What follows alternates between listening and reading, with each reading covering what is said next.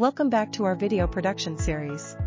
Today, we will show you how to use FlexClip's AI Video BG Remover. Click AI Video BG Remover on the front page. Log in with your account. Here, you can upload your local video, or try our samples.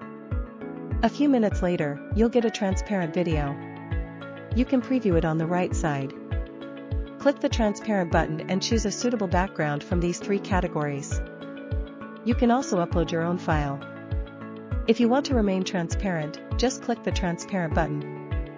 Next, choose to save it as a video or GIF. Finally, download it. Switch to Custom Remover, upload a video clip, and follow the steps to edit it. On the canvas, click the object that you want to remain. Click the play button and choose objects from other frames. Once finished, click the remove button. Next, preview it and choose a format to download it. On the history window, hover on a video, and you can download, delete it, or edit it again. Click the edit button. You can change its background freely and choose to export a new format.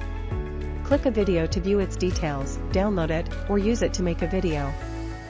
You can also share this video on Facebook or Twitter, or copy a link and send it to others directly. Back in the history window, you can delete or download multiple videos at once. That's all for today's tutorial.